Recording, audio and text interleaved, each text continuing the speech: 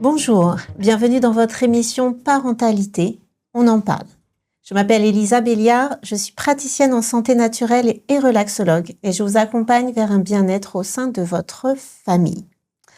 Vous rêviez d'une famille idéale, ou du moins d'un modèle familial idéal, mais vous êtes devenue maman et ce quotidien est difficile à gérer. Vous êtes submergée peut-être par les émotions, vous avez beaucoup de choses qui ont changé, qui ont bougé. Et c'est le moment de faire le point. Nous allons décrypter avec vous ce qu'est l'effondrement familial. Régine, bonjour. Bonjour Elisa. Alors, nous accueillons Régine Anglionin. Régine, qui es-tu? Sur le plan professionnel ou personnel? Qu'est-ce qui t'intéresse? Les deux. Les deux. Bon, alors maman, déjà. Voilà. Bien placée pour parler de cette phase particulière. Maman de 3 enfants, accompagnée quand même, parce que je me dis que c'est important d'être bien entourée.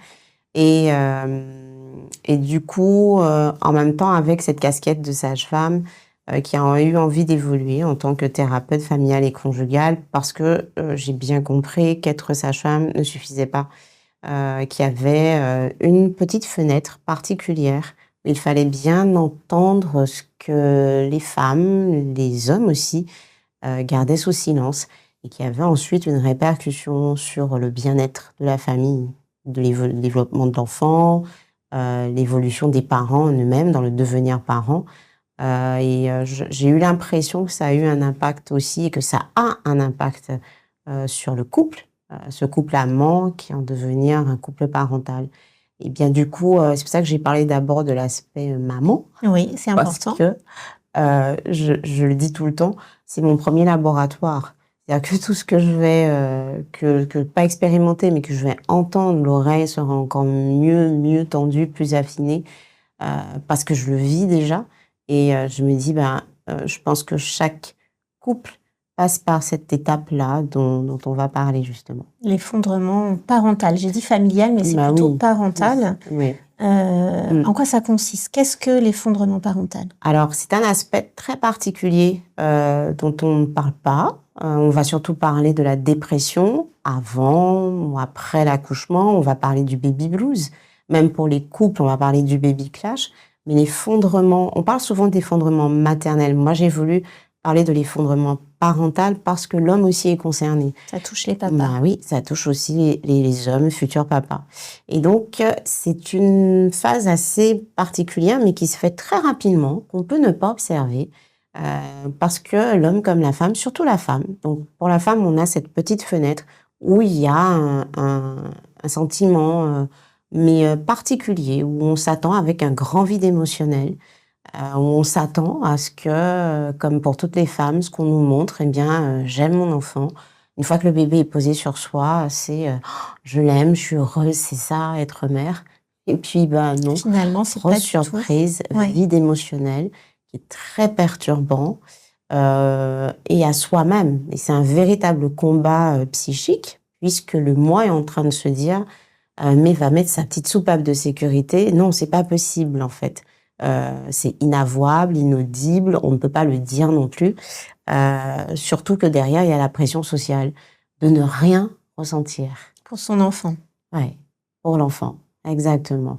Et pareil, l'homme à qui on va lui montrer cet enfant, il va peut-être être là le jour de l'accouchement. Je parle du jour de l'accouchement parce qu'on s'attend surtout à cela. En tous les cas, la société s'attend à ce qu'il y ait une manifestation de joie. Une émotion forte. Joie. On est parents, on est heureux. J'aime dire aux parents, c'est que du bonheur, mais avec la petite touche ironique. Un petit peu de sel et de poivre. Voilà. Et ce papa, les hommes ont tendance à vouloir se reconnaître à travers leur enfant. À dire, ah tiens, il ressemble papa, c'est ce qu'on dit chez nous. Et puis parfois, non, il me ressemble pas à cet enfant. Donc ne pas se reconnaître à travers l'enfant, il peut avoir cette grosse déception. Ne pas trouver sa place, ne pas savoir ce qu'est être père auprès de ce petit être. Qu'est-ce que je peux faire? Il y a plein de peurs. Provoque aussi cet état de mal-être, voire parfois de grande souffrance. qu'on pourrait vraiment confondre avec le baby blues.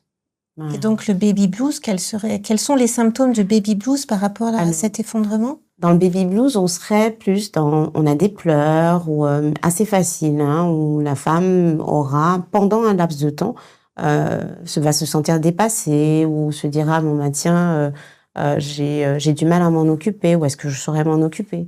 J'ai des femmes où quand je rentrais à domicile et que je faisais les visites avec elles, on sentait bien qu'elles étaient un peu démunies et qu'elles disaient, ben non, je pleure pas devant mon mari, mais je me sens dépassée.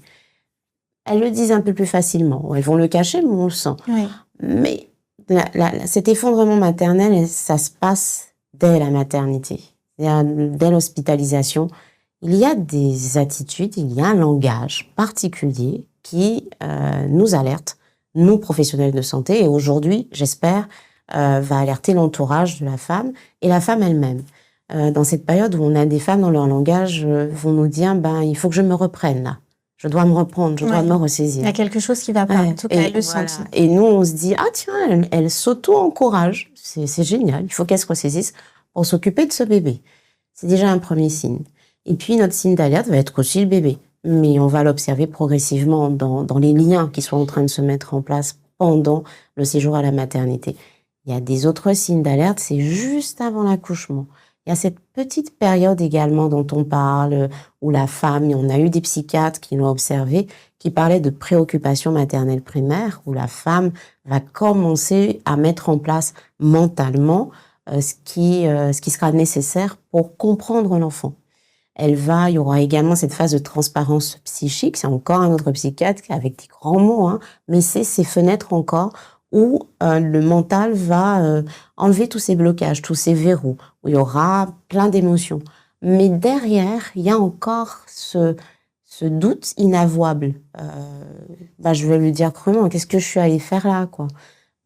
Qu'est-ce que je vais faire avec ce bébé? Voilà, et qui m'a envoyé? C'est ce qu'on dit chez nous. Ou encore, j'aurais peut-être pas les capacités de m'en occuper.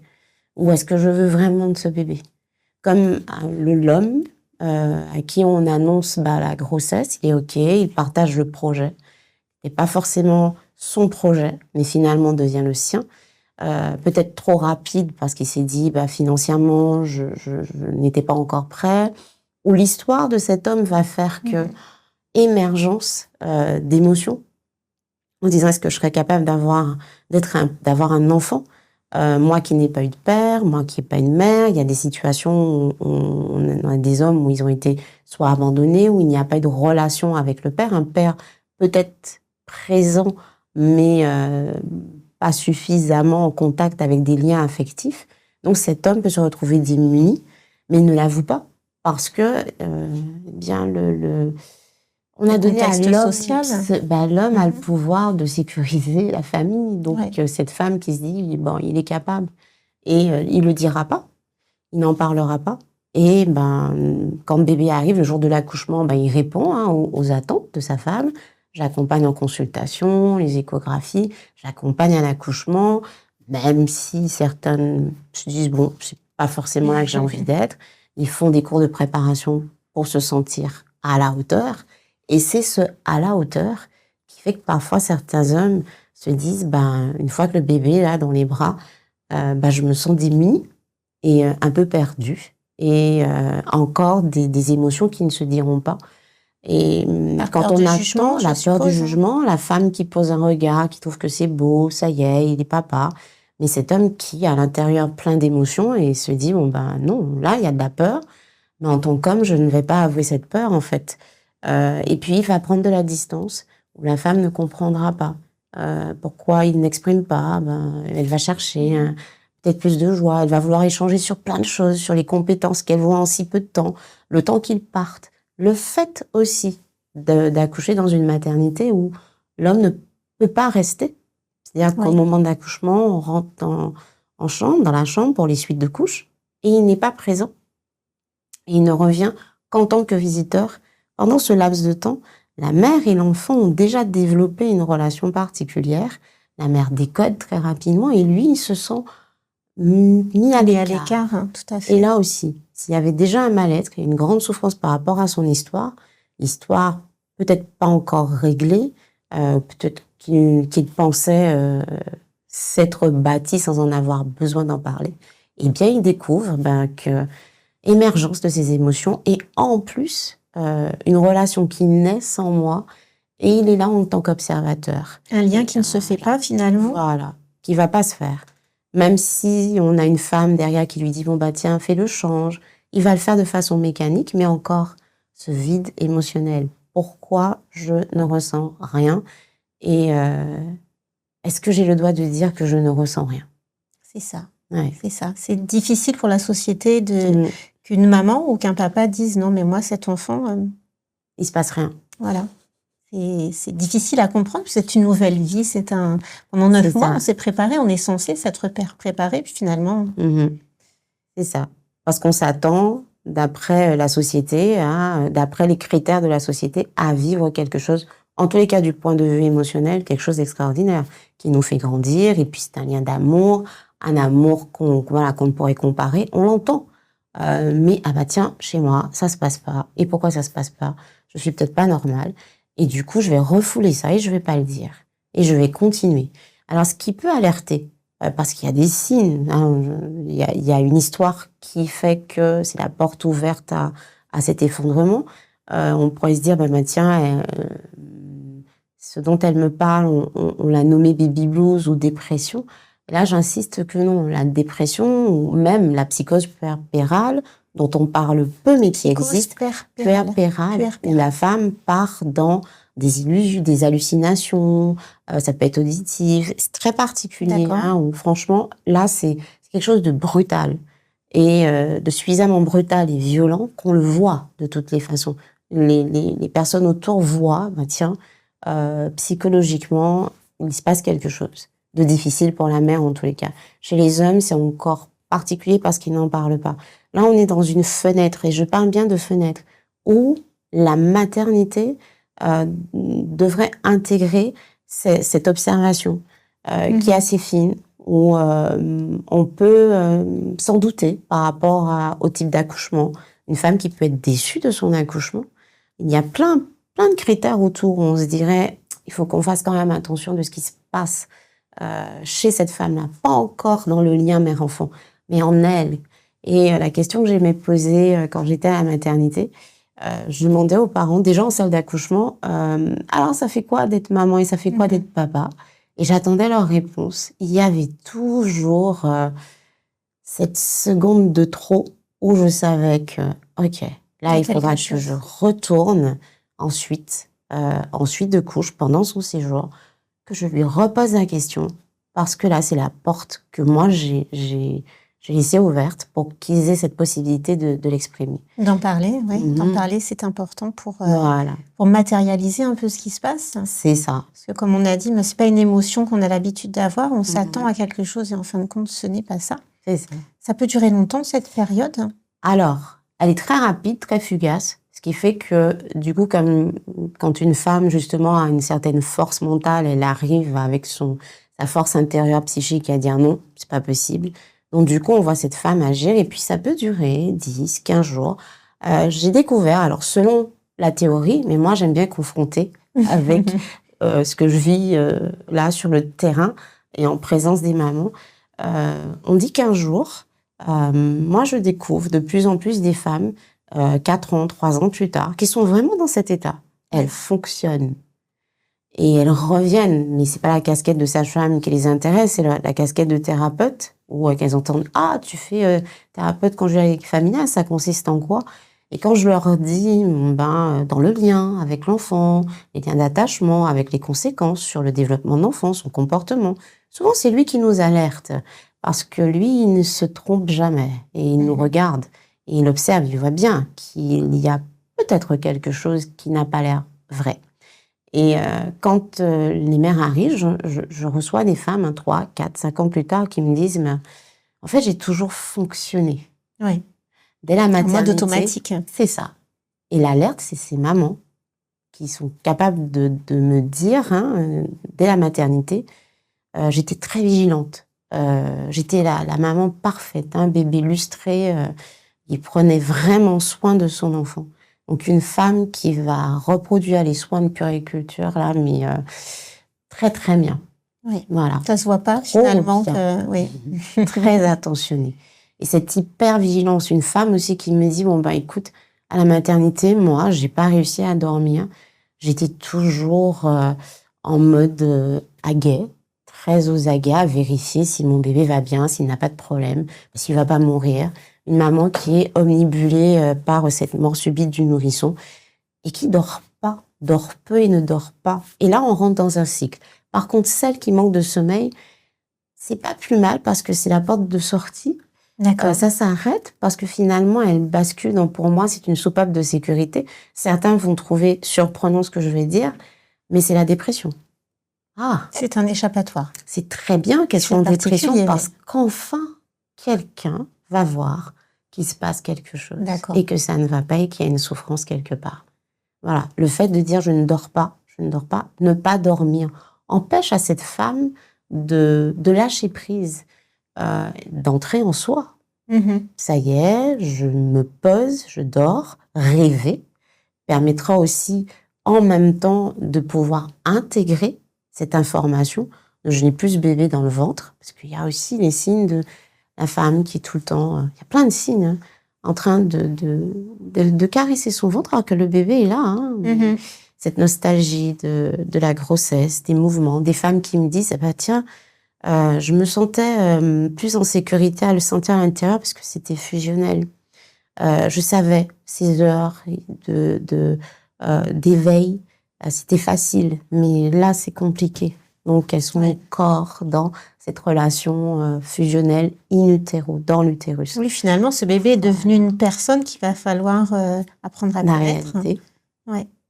Et c'est plus compliqué parce qu'il n'y a plus les mêmes repères. Et là, 4-5 ans, j'ai des femmes qui me disent, là, ben plus tard. Donc finalement, je remets un peu en question l'idée de cette fourchette qui peut aller jusqu'à 15 jours. Parce qu'il y a des femmes qui, mentalement, savent très, très bien continuer au-delà des 15 jours. D'accord. Alors moi, j'ai cherché sur Internet quelques visions de mamans qui subissent, on va dire, qui subissent ça. Donc, je vais vous lire quelques lignes. Sa présence m'exaspère, en parlant du bébé. Tout ce qu'il fait m'exaspère. Je n'ai plus envie de lui faire des câlins. Je n'en ressens pas le besoin. Alors, je me force pour lui. Je n'ai plus envie de jouer avec lui. Passer du temps avec lui est devenu une corvée. Mon rêve, être sur une île déserte, bercée par le silence. J'en frissonne. C'est vraiment un sentiment de vide. Ouais, c'est exactement ça. J'en frissonne parce que j'ai une maman, pareil, qui a une consultation, mais une maman très forte, alors avec un statut professionnel où il fallait assurer, et qui me dit, bon, bah écoute Régine, je sais que je peux te le dire, c'est normal que je n'aime pas ce bébé. Voilà, il a 1 mois. Et je la rassure en lui disant, sans signe, parce que oui, c'est normal de ne pas avoir ce sentiment dont on parle, d'élan amoureux. Elle me dit, mais je ne connais pas en fait. Je sais que j'aime mon mari, parce que c'est quelqu'un que j'ai appris à connaître, mais là, ce sentiment-là dont on me parle si souvent, je ne l'ai pas. Et je lui dis, ça se fera pas à pas. Au moins, ce qui est bien et sincère, c'est que tu aies mis des mots dessus. Tout à fait. Voilà. Comment est-ce qu'on s'en sort de ça? En mettant des mots. Tout simplement, en La parlant. première sortie, c'est justement les mots. En mettant des mots, et ce que j'aime bien, c'est que ça peut se régler, tout peut se mettre en place, parce que là aussi, il faut qu'on soit vigilant, nous, professionnels, nous qui accompagnons la naissance. À la naissance, le proto-regard, le bébé qui crée un lien, mais ce lien particulier avec le parent, il cherche. Alors on disait oui, c'est tout juste après l'accouchement. Si ça s'est pas fait à l'accouchement, rassurez-vous, mesdames, ça se fera après de toutes les façons. Tout à fait. La personne qui prend soin de l'enfant, l'enfant quand il sent que c'est la même personne en tous les cas qui prend soin de lui, va chercher à s'accrocher. J'ai un papa qui me dit ça y est, je l'ai vécu, c'était comme si ce bébé se connectait à moi d'âme à âme. Wow, Alors, je lui ai pris son expression. J'ai dit, tiens, je te la vole, cette expression. Parce que l'enfant a un arrêt et il va scruter le regard du parent ou de la personne, de l'adulte qui prend soin de lui. Et ça dure un moment, en fait. Tu vois, là, tu es en train de sourciller. Il ne le fait pas, le bébé. Il regarde, oui, c'est ce fameux regard. Auto-regard à la naissance. Oui, oui. Et là, il se passe tout ce qui doit se passer. J'ai des mères qui s'effondrent parce que l'histoire de la grossesse, la pression autour de l'accouchement lui-même, sont parfois pour certaines difficiles. Et là, le fait qu'ils se regardent, parfois sans mots, elles ont l'impression que tout a été dit, comme une libération. Donc un lien se crée. Et là, cette phase de je n'y arriverai pas ou je ressens rien pour toi, hop, ça disparaît. On y est. Parce que, voilà, il y a eu l'essence même de la naissance psychique, c'est pas la naissance physique, mais psychique d'un enfant et d'un parent. Et ça, c'est un instant à vraiment mettre en place autour de l'accouchement. Parfois, on est précipité. Je parle du professionnel de santé. Oui. on est seul. Donc, cet instant-là peut passer à l'as. Mais un parent averti, lui, peut demander à vraiment vivre ce moment-là. C'est-à-dire garder bébé avec soi le plus longtemps possible, le pot à pot, toutes ces choses-là qui sont importantes. Les petites choses comme tamiser, la lumière tamisée pour que l'enfant ne puisse pas être agressé et vraiment, ouvrir les yeux, regarder. Parfois, l'enfant est très gêné parce qu'il fait froid. Du coup, ok, je te réchauffe. Parfois, c'est la voix, parce que tous les sens en action, là, pour pouvoir créer du lien, maintenant, parce que je ne sens pas cet élan envers toi. C'est plus compliqué pour les papas, mais maintenant, j'ai des papas qui se disent, allez, buste nu. Tout à fait. J'entends beaucoup de papas qui ont fait le pot à pot et qui le gardent encore, qui prennent le bain, qui ont vraiment cette notion importante du lien avec bébé par la peau. C'est ça. Et tous les sens qui doivent être mis en éveil. Quand une femme a le temps de rentrer à la maison et que ça perdure, eh bien, il y a des professionnels de santé, les sages-femmes qui viennent et on vérifie ce qui se passe aussi. On prend le temps. Une femme qui dit ouais, il prend beaucoup de temps pour téter.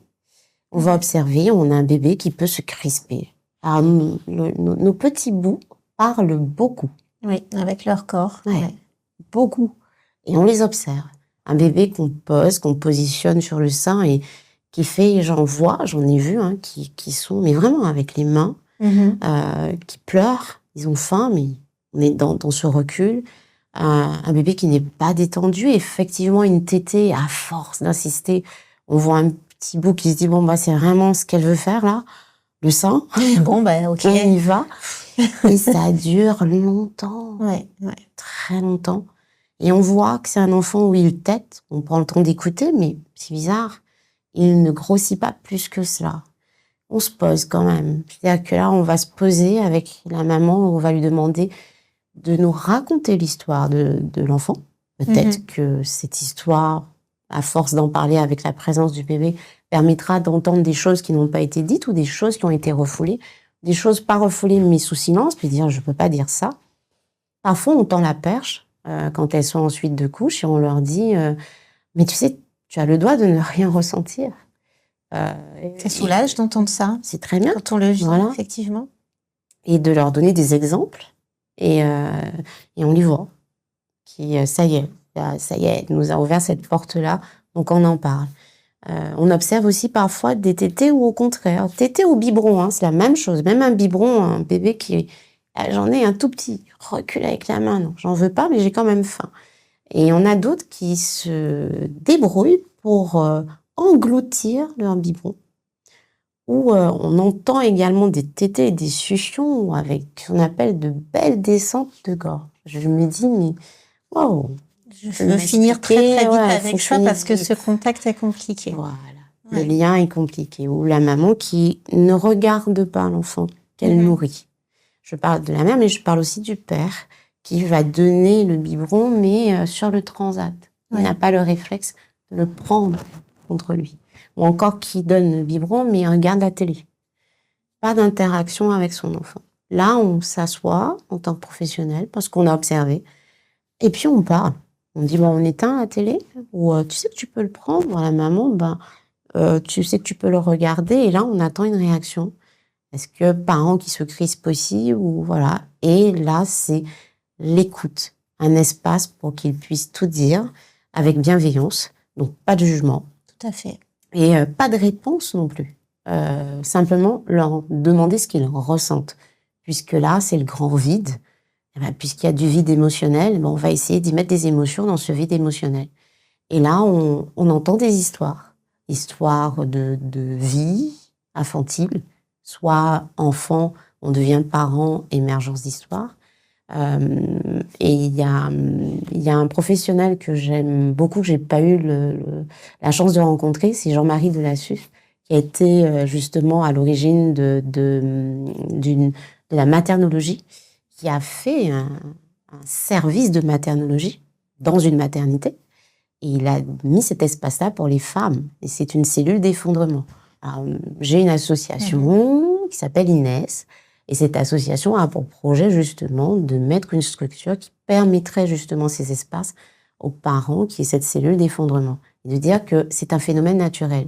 Je dis bien qu'on n'est pas dans la partie baby blues ni dépression. On est vraiment dans un phénomène qui est tout à fait naturel. Le temps d'une transformation psychique, de passer d'un état d'homme, de femme, à un état de parent. C'est comme le processus de deuil. Accepter de ne plus être dans une certaine liberté, de dépendre de quelqu'un et que quelqu'un dépende de nous, la responsabilité, ne plus avoir la même vie qu'avant, c'est un processus. Et donc, du coup, s'il faut passer par cette étape-là, certains parents s'en rendent compte et le vivent mal, d'autres ne portent pas attention parce qu'ils se disent « Ah mais non, qu'est-ce qui t'arrive ?» Et ils partent mécaniquement. Mais après, ils s'effondrent. Donc, on peut s'effondrer bien plus tard. Ouais. Moi, j'ai déjà rencontré des mamans qui ont vécu leur premier mois avec leur bébé très, très bien. Et puis, surviennent des problèmes de développement, justement. Je pense que voilà, tu vas nous en parler. Ça crée des différences et à un moment donné, on ne comprend plus son enfant, on ne sait plus comment faire, on a du mal à l'aimer.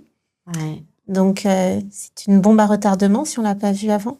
Oui, exactement. Oui, c'est très bien ce que tu dis. Justement, on parle de l'allaitement, mais ensuite, on parle des interactions, d'éveil, où justement, les interactions, comme il y a un mal-être, où soi-même, on se dit, je suis pas à l'aise, je regarde pas, je stimule pas plus que ça, sauf si on me le dit qu'il faudrait stimuler l'enfant, mais ce qu'on appelle les liens d'attachement. Ah oui, tu as eu l'honneur d'être avec nous dans la journée du 1er juin où on parlait des liens d'attachement. Et justement, l'enfant est en train d'observer son espace. Est-ce que je suis dans un milieu sécurisant ou insécurisant? Et je mets en fonction de ce que l'environnement m'aura apporté, moi en tant qu'enfant, je suis encore l'autre sonnette d'alarme. C'est-à-dire au moment de l'accouchement, juste avant l'accouchement, personne n'a vu. On continue à évoluer. Et finalement, je mets en place une stratégie, ce qu'on appelle la stratégie d'attachement. Donc c'est un trouble des liens d'attachement.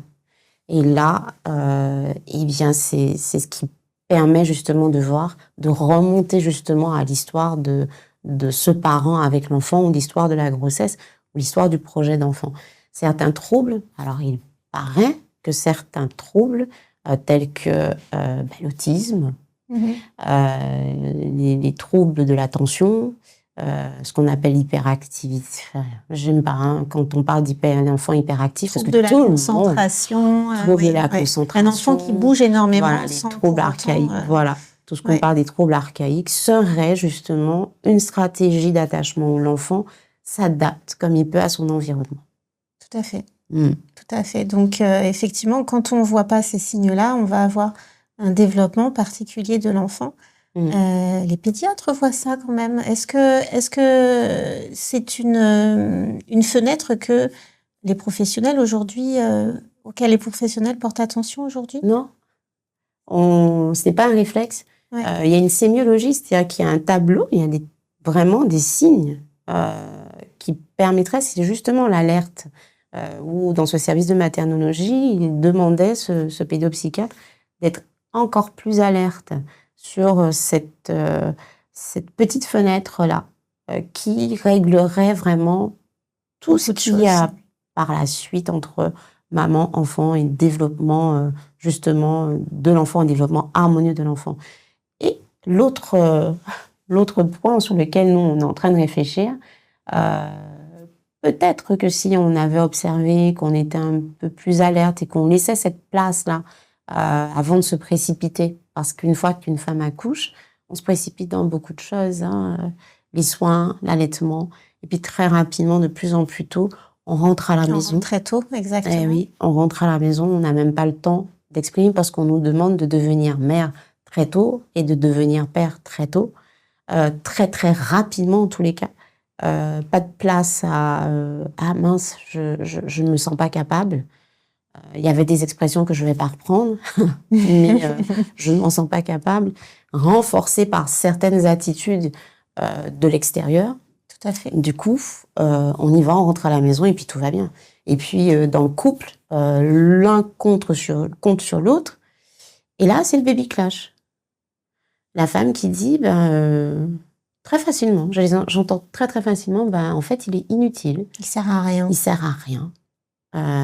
Et c'est la crise. Parce qu'effectivement, le regard que la femme pose sur son partenaire, c'est vraiment le côté inefficace. Et il le ressent.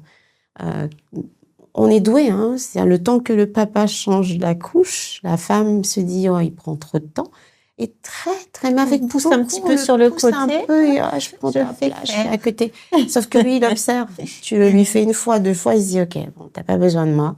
Je vais à un endroit où on aura besoin de moi. Et c'est là où on a des hommes qui auront des activités extérieures. Et puis, c'est là où on observe qu'à la première année de vie, quand je dis souvent à des parents, si vous tenez bon 1 an, plus rien ne vous atteint. Wow. Première année de vie, pour moi, c'est une année de challenge, en fait. Parce que c'est vraiment une année d'ajustement. Et qu'est-ce qu'il y a comme solution ? Moi, j'aime bien, justement, c'est pour ça que j'ai cette casquette de thérapeute où je leur dis, mais justement, c'est dans cette petite fenêtre-là qu'on a un conseil thérapeutique qui peut être très intéressant. On a mis en place ce qu'on appelle la consultation postnatale précoce. Oui. Il y a l'entretien prénatal précoce et entretien postnatal précoce qui permet aussi de déceler cette phase d'effondrement. Voilà. Et il faut être alerte. Et de faire la différence, attention, avec la dépression. Parce que la dépression, comme j'ai dit, pas mal qu'il y ait une dépression. Parce que là, on le voit. Mais l'effondrement, la femme, comme l'homme, savent très bien le dissimuler. On dissimule, tout à fait. Oui, parce qu'ils sont conscients qu'il y a quelque chose à... Et je ne devrais pas le dire. Donc, ce serait bien aussi que la famille qui entoure puisse aussi poser les questions et mettre à l'aise. Qu'est-ce que tu ressens ? Comment tu vois bébé ? Est-ce que... Oui, mais c'est compliqué pour la famille parce qu'on a une famille qui est très enthousiaste, qui est contente, qui veut faire. Et pour certaines femmes où la mère ou la grand-mère ou une tati fait à ma place, on a encore cette femme qui, ça multiplie sa souffrance. Tout à fait. Avec bébé, bébé se calme avec sa grand-mère, avec ma mère, plus facilement. Donc je suis pas une bonne mère. C'est bien ça, je l'aime pas. Ou il sent que je ne l'aime pas. Ou un papa qui, le temps que maman aille se doucher, on a un bébé qui est très inconfortable parce que papa lui-même est inconfortable. Et il se dit, c'est bien ça, il m'aime pas. Et j'ai souvent des papas qui disent, ouais, mais il pleure, donc il ne m'aime pas. Et là, moi, j'aime bien lui dire, mais quand tu as eu ce sentiment de rejet là, à quel moment tu as eu cette impression qu'on t'aimait pas? Et c'est à ce moment-là où souvent les hommes, ça y est. C'est difficile, mais une fois qu'avec les hommes, ça y est, on tend la perche, eh bien j'ai toute l'histoire. Et ça remonte très facilement. C'est une période où ça y est, j'arrive facilement à communiquer avec les hommes. Eux qui taisent leurs émotions, là c'est facilement dit. L'entourage doit être prêt à ça aussi en fait. Prêt à ne pas forcément montrer bébé va bien, de quoi tu te plains. Parce que c'est les réflexions que les mamans ont. Ton bébé va bien, il grossit bien, il est beau. Mais c'est pas grave, t'as une césarienne. C'est normal, c'est normal, Voilà. c'est normal. Et donc la mère ou le père, ils ne se sentent pas entendus en fait. Donc l'entourage à être préparé. Mais oui, justement, Elisa, il il y a les professionnels de santé, il y a les partenaires eux-mêmes qui doivent pouvoir communiquer leurs ressentis, même si c'est inavouable, mais aussi un environnement qui doit être prêt à entendre ce qui peut être inavouable et soutenir en fait ces jeunes parents. Tout à fait. Alors j'aimerais aller un tout petit peu plus loin, puisqu'il y a les mamans qui accouchent, mais il y a aussi des mamans qui deviennent mamans en adoptant. Ouais. Il y a ce processus qui se fait aussi. On est dans ce processus également parce que même s'il n'y a pas eu cette phase physique, il y a quand même un lien qui doit se mettre en place. Alors, tu pourrais dire que ça pourrait être plus compliqué parce que c'est un enfant qu'elle n'a pas porté, sauf qu'on rentre dans ce processus d'accueil de quelqu'un d'autre à qui on a envie de donner de l'amour. Et quand on rencontre l'enfant, soit la même chose, c'est une rencontre. Le fait de rencontrer cet enfant est à surprise. Je n'ai aucun élan parce que la procédure a été tellement anxiogène, tellement énergétivore. Ou très rapide. Ou trop rapide, comme les accouchements aussi trop rapides. Hein. Et surprise, je ne ressens pas ce que je devrais, selon la société, ressentir. Et puis, on cache, quoi. Tu as quand même fait une démarche pour avoir un enfant et tu n'aimes pas cet enfant. C'est pas normal. Voilà. Et le processus est le même. Il y a ce temps d'adaptation, on dit, c'est une rencontre. Et comme c'est une rencontre, on prend le temps de mettre un espace pour exprimer les choses et puis pour rencontrer l'autre, en fait. L'enfant, lui, s'adapte la plupart du temps à l'adulte parce qu'ils ont cette faculté de ressentir assez facilement les émotions.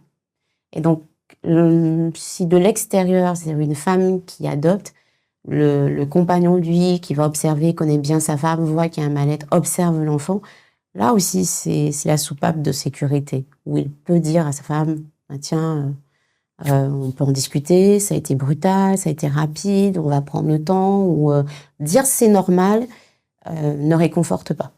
Tout à fait, ça ne résout aucun problème. Ouais. Donc le but, c'est que chacun prenne sa place et la bonne place. C'est ça. Autant le père, la mère que la famille autour. C'est ça. La mamie, grand-mère, tout ça. voilà. C'est important d'en parler parce qu'effectivement, une mamie très très présente et qui prend la place de la maman va empêcher cette maman de devenir mère et puis d'avoir ce sentiment de sécurité intérieure. Exactement. Ben justement, je travaille sur le sujet avec la grand-parentalité, parentalité avec une conseillère conjugale et familiale qui œuvre autour vraiment de devenir grand-parent, où elle explique que c'est pas si évident que ça quand même. On est soit dans une réparation avec du parent qu'on n'a pas été, donc on peut prendre la place du parent qui, lui, devient lui-même parent. Et on le met, du coup, en tant que grand-parent, en tant qu'enfant, pour vivre réellement quelque chose avec ce petit enfant. C'est bienveillant, hein, ça peut être souvent inconscient. Et parfois jugé parce qu'on se dit, moi, j'ai fait comme ça, moi, j'ai fait ceci avec mon expérience. Et ne pas aider, en fait, les parents qui sont vulnérables à ce moment-là. Donc, c'est une écoute particulière, la présence des grands-parents, d'où l'intérêt, ce que je trouve très important, l'accueil d'un enfant. Oui, il est important de préparer la naissance à la parentalité donc d'un homme et d'une femme, mais ne pas oublier les personnes en ressources. Donc, s'il faut recréer des liens avec ses propres parents, tant qu'à faire, on le fait, parce que c'est bien, encore une fois, cette soupape-là de sécurité. Être parent H24, c'est bien, mais la réalité fait qu'on est soi avant tout. Donc, il faut se ressourcer. Ou encore trouver d'autres personnes, des amis, tantes, des personnes en tous les cas qui ne sont pas dans le jugement. On sait qu'on a cet espace où on peut parler, où on peut mettre des mots sur ce que l'on vit. Et puis, souvent, juste avant l'accouchement ou après l'accouchement, je trouve qu'il est intéressant, émergence de ce qu'on n'a pas pu régler de son histoire, tant qu'à faire. C'est le moment. C'est le moment de la thérapie familiale. Voilà. Exactement. Voilà. Alors, est-ce que tu voudrais ajouter quelques mots pour justement détecter un petit peu plus facilement cet état et puis comment faire pour s'échapper? Alors, ce qui va être très important aujourd'hui, c'est de considérer la naissance pas comme l'arrivée physique ou comme une étape physique. On n'accouche pas que physiquement, mais psychiquement. Il y a un processus, quand je dis processus, c'est que c'est naturel, pas normal, parce qu'on va le mettre dans une case. Il faut que tu sois heureux, que ça se passe bien, voilà. Mais que c'est naturel, ce processus, qui n'est pas forcément agréable, et que lorsqu'on a une sensation de vide, d'en parler, de dire c'est bizarre, je ne ressens pas ça. C'est pas évident, mais de trouver la bonne oreille, de permettre également aux nouveaux parents d'avoir cet espace-là. J'avais une question toute simple, ça fait quoi d'être maman là? Et d'observer les réactions de ses futurs parents. Une fois à la maison, c'est de bien... Alors, avant l'accouchement, on se pose.